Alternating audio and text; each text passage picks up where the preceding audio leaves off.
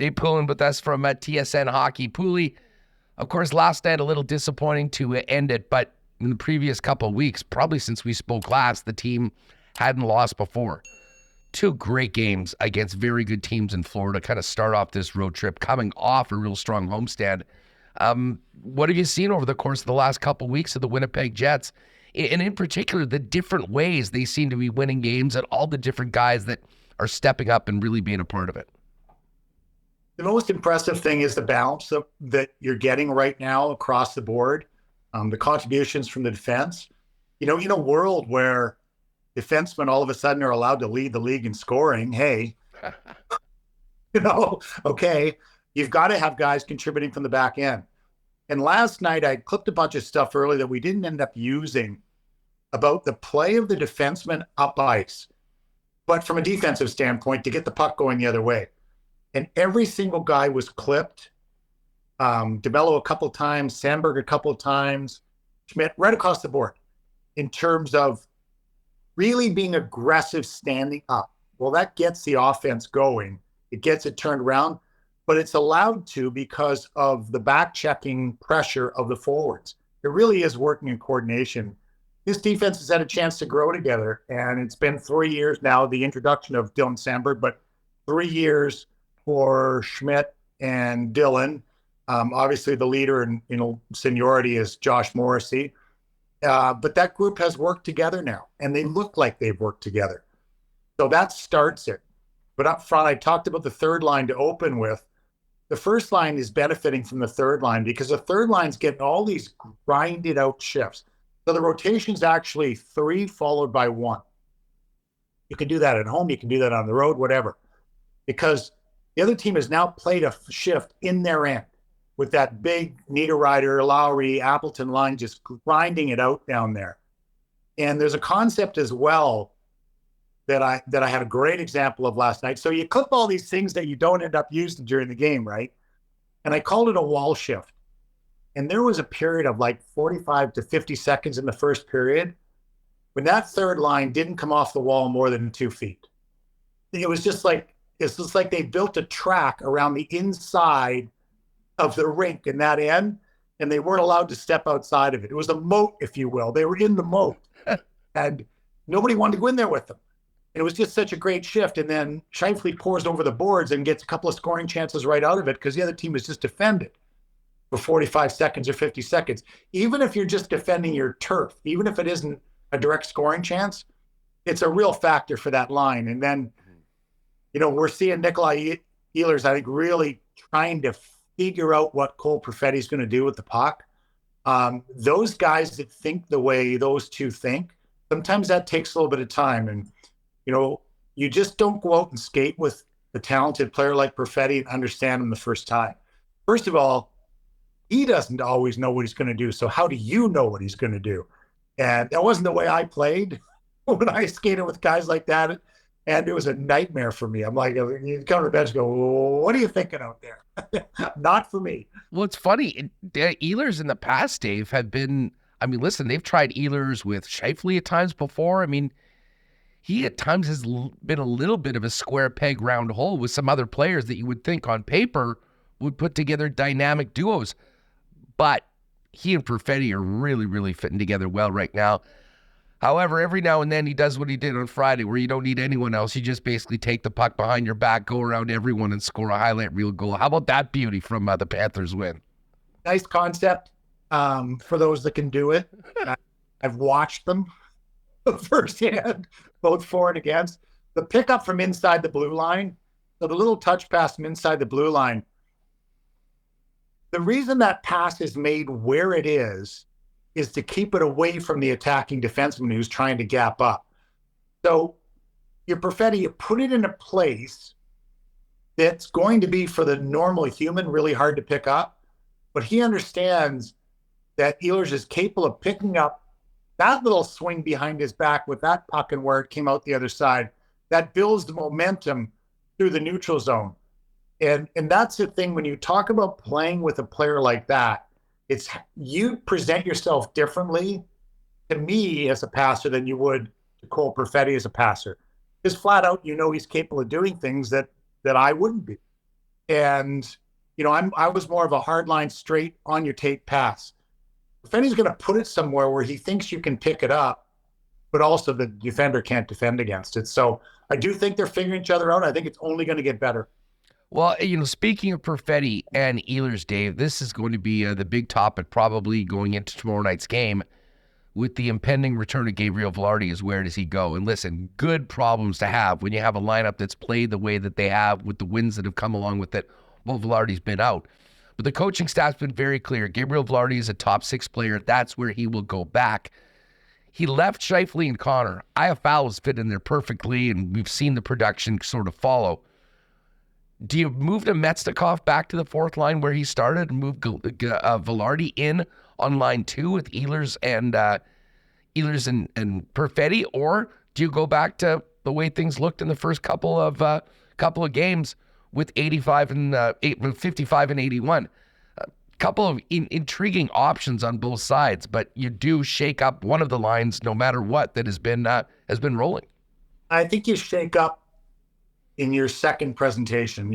I think you put Vilardi back with Scheifele and Connor to start with, but you've got options.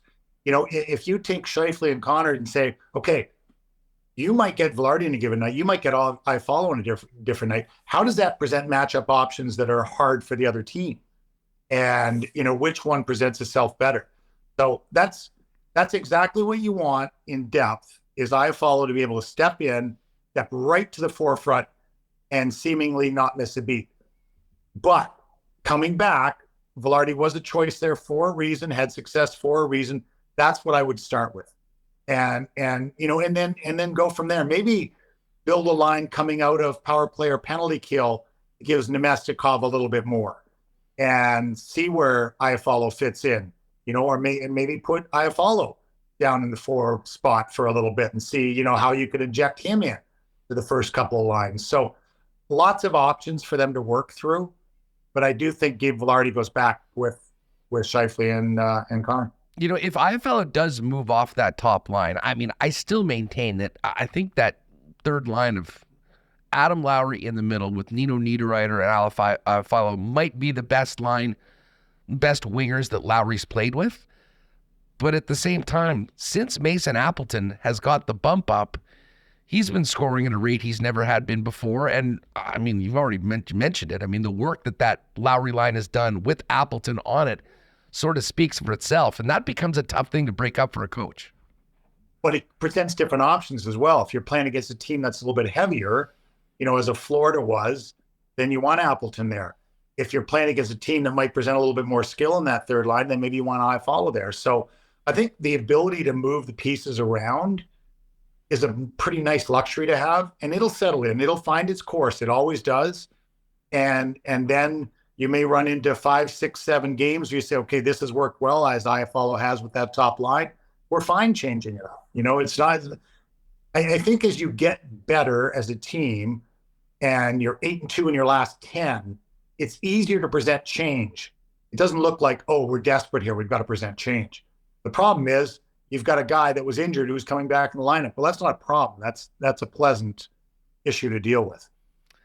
Poulin, tomorrow night, the Jets get another crack at the Dallas Stars. They played here in Winnipeg a couple weeks ago. A real good game. Thought the Jets played well. Fell just short with a quality opponent. You get the same team in your barn just a couple weeks later, and in the middle, you've been playing your best hockey of the year. Despite the loss, what do you think's going on in that room going into tomorrow, where they are confidence-wise, not to mention the potential return of Vilardi, but another chance to measure themselves against a team that has been at the top of the Central Division pretty much all season long? I believe it's all positive. It starts off a homestand. And by the way, that Dallas Stars logo stood out a little bit because it happened to be 8-1. And the one was a 3-2 loss to Dallas. So you get a nice little chance to change that now and just say, you know what, we're going to adjust this and we're going to go back at them. And we know how we play. We know the type of team they present. You're assuming Ottinger's in net. They're going to be hard along the wall. They're going to be physical with us. But that's all just rounding out our game. And I think we talked at the top of the show, and you brought it up about winning different types of games. That's what it is. That's what the challenge is. I mean, you go into a playoff series, you against a certain team, you have to play a certain way. But if you're going to make a run, you know, a long run in the spring, you've got to play different types of teams. And within a series, you might have to play different types of games. So that's the beauty of it right now, is that you're fully confident going in here and you're going to pick up, and actually where you pushed to last night, you pushed back into a game when a lot of things weren't going your way. And you found a way to push back into that game last night and come close to tying it up.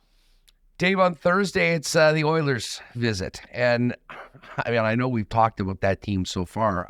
They've had many lows this year, but they did have on Friday probably their best game of the season. I mean, a 5-1 win in Washington against a team that was 8-1, I think, in their last 10.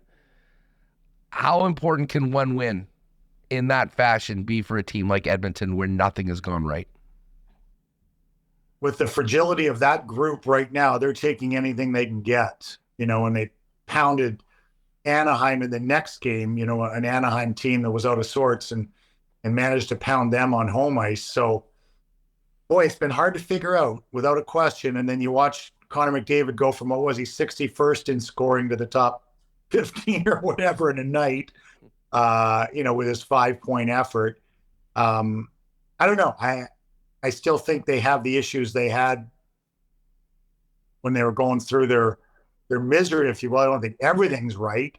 And I think if you're Winnipeg, you want a low event. You want to take them out of the thought that they're going to get 5 or 8, and you want to pound everything at their net because they have found a propensity to give up goals.